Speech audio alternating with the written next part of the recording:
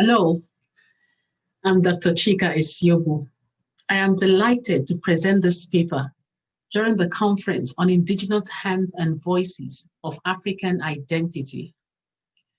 My presentation is titled, Do Indigenous Sign Languages Matter in Africa? A Socio-Cultural Perspective. In this paper, I argue that strengthening Indigenous sign languages is crucial to the advancement of Africa's deaf community and the continent at large.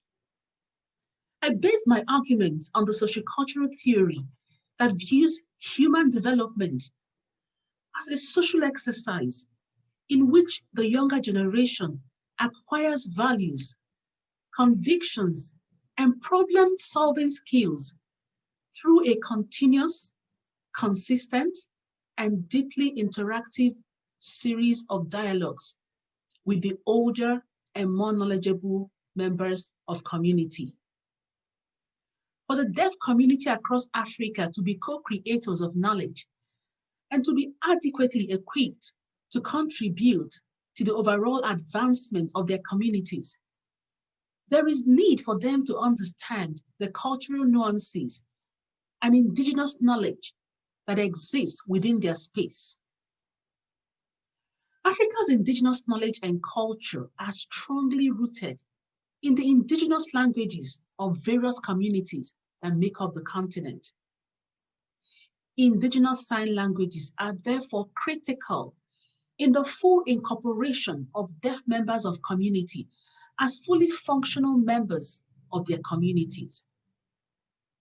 What is proposed here, therefore, is an emphasis on bilingualism or multilingualism of the deaf community in their various indigenous sign languages, as well as the other more widely used and understood languages around the world. I will start this presentation with a history, just a brief history or summary of Africa's indigenous sign languages. Several oral and text-based evidence exist on the lives and interaction of deaf and hearing impaired people in the past 1,000 years of Africa's history. There are up to 100 records by explorers and travelers on formal sign language use across 42 African countries.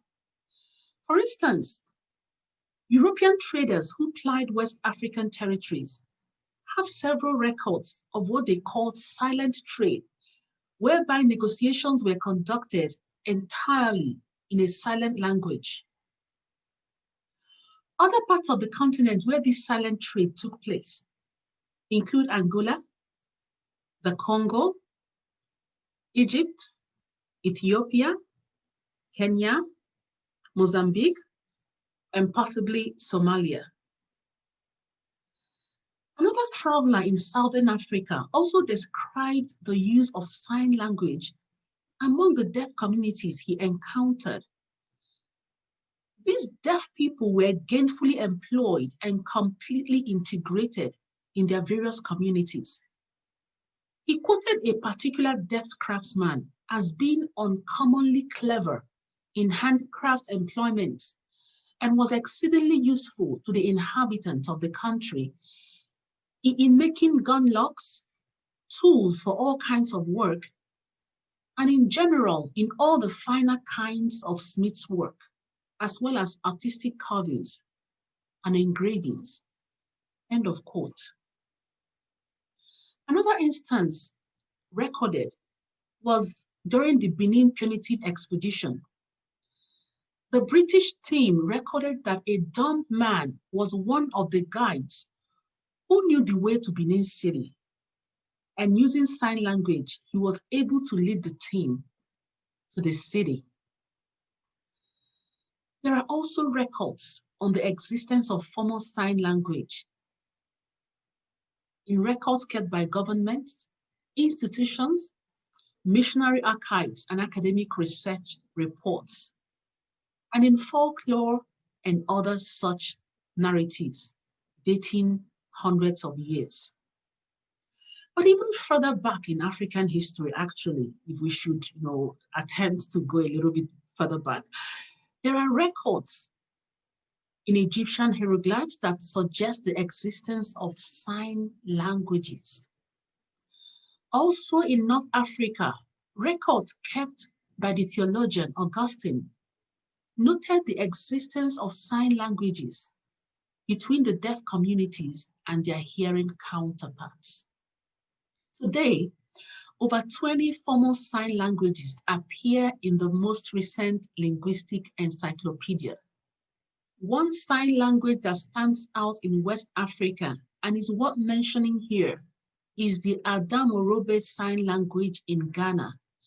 The Adamorobe Sign Language is assumed to be over 200 years old, although numbers of the high occurrence of deafness in Adamorobe has been available only since 1961, when it stood at 11% of the total population. It is recorded that the traditional ruler of the community instituted a policy afterwards banning intermarriages between deaf people. Deaf people are fully incorporated into the community, and although the policy has reduced the incidence of deafness in Adamorobe community to 1% as of 2012, that is still a number that is quite high. The Adamorobe Sign Language is completely indigenous to the Adamorobe community and is used by both the deaf and hearing people. It comes complete in functionality for everyday use, including traditional greetings, proverbs, and every other indigenous requirement for the transfer and exchange of knowledge within a community. The Adamorobe Sign Language is now, however, being overshadowed by the Ghanaian Sign Language. The Ghanaian Sign Language is an adaptation of the American Sign Language that was established by the Reverend Andrew Foster in that country in the 1960s. The Adamorobe Sign Language is losing its potency among the younger generation who now attend boarding schools for the deaf outside of their community. And in these schools, the Ghanaian Sign Language is used in teaching and learning. If this situation is not addressed, the result could be that the next generation might lose out on the Adamorobe Sign Language. Many elders who are not fluent in Ghanaian Sign Language will be unable to communicate with the younger generation, since the Adamorobe Sign Language is completely different from the Ghanaian Sign Language. At this point, there are already a lot of loan words from the Ghanaian Sign Language that are making their way, that have made their way actually into the Adamorobe Sign Language. And now let's talk about deaf education and indigenous sign language in Africa. And we'll still, refer to the Adamorobe Sign Language in trying to understand deaf education in Africa. The Adamorobe Sign Language is only one of the many indigenous African sign languages that are endangered today. And factors that determine if a language is endangered include, number one, the number of children born in a particular community or in the diaspora who learn the language as their first language. Number two, the community's own perception of its own language. Do communities value their language?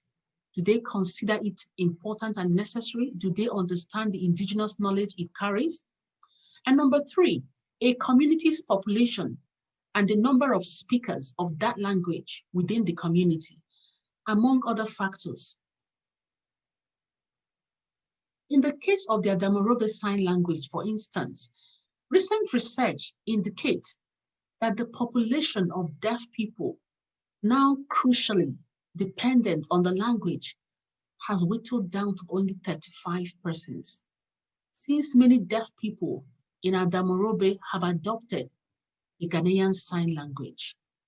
As a matter of fact, most Adamorobe deaf people who attend the boarding schools at Mamponga Kwapin have adopted the Ghanaian Sign Language as their primary language.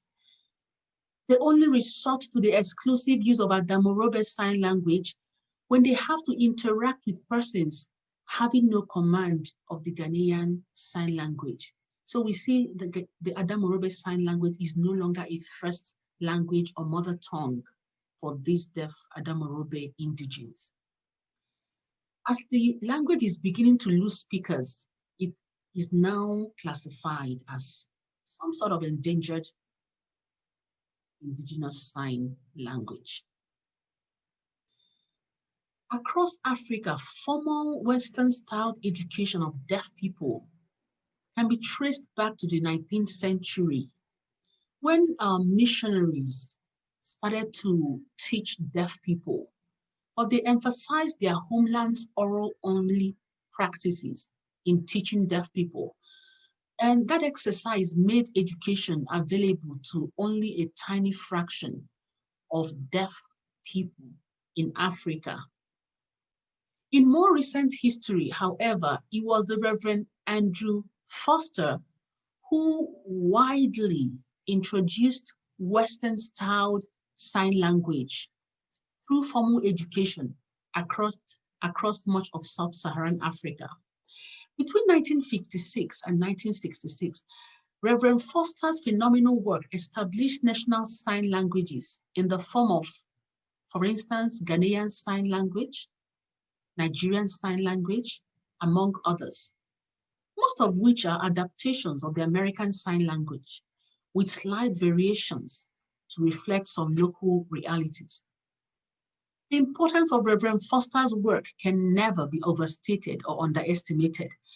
What was lacking, however, was both the agency and the system for the preservation of indigenous sign languages across Africa at the time he was introducing the adaptation of the American Sign Language as national official languages. All national sign languages across sub-Saharan Africa are really adaptations of Western sign languages with only minor variations to reflect local realities again. This, as we have seen in the case of the Adamorobe Indigenous Sign Language, which is threatened with extinction, has consigned indigenous sign languages to the periphery and on the brink of extinction for the most part.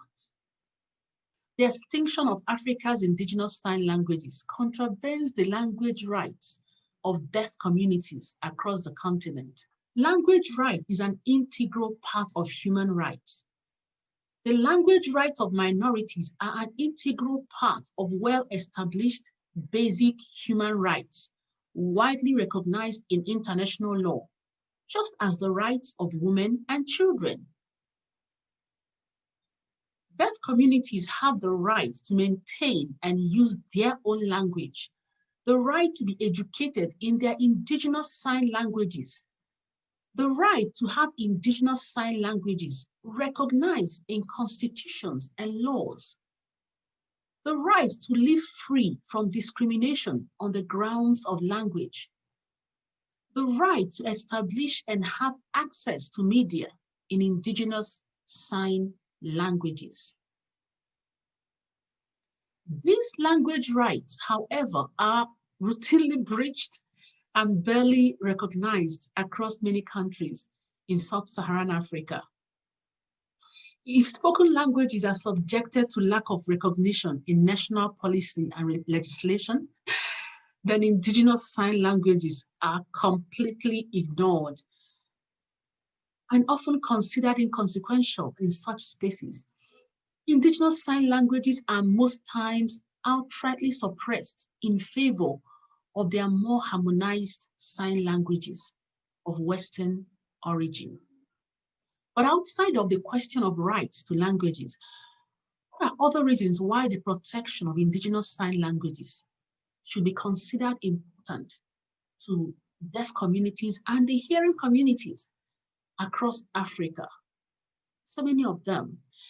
Africa's indigenous sign languages, beyond being a means of communication for deaf and hearing members of community are also reservoirs of and channels of expression and transfer of knowledge about life. Knowledge that covers medicine, law, geography, history, social psychology, family relationships, philosophy, religion, to mention few. Indigenous sign languages hold the key to generations of knowledge for both deaf communities and the hearing communities in which they are integrated. Indigenous sign languages hold stories, songs, dances, protocols, family histories, and connections. And when any indigenous sign language goes extinct, huge insights into an entire culture is lost, which is usually irreplaceable and irreparable. But if such language is preserved, then communities are able to preserve knowledge generated over years and which are connected to the native land. Saving indigenous sign languages is a matter of great urgency and is crucial to ensuring the protection of the cultural identity and dignity of communities across sub-Saharan Africa. Medicinal, biological, linguistic, and cultural diversity are indivisible. The loss of Africa's indigenous sign languages means the loss of indigenous medicinal knowledge, biological knowledge for the preservation of the species, as well as cultural knowledge to ensure cultural regeneration. The fundamental differences in signage and gesture in indigenous sign languages can also hold the key to the understanding of different aspects of life, not just for the indigenous communities in question, but for all of humanity.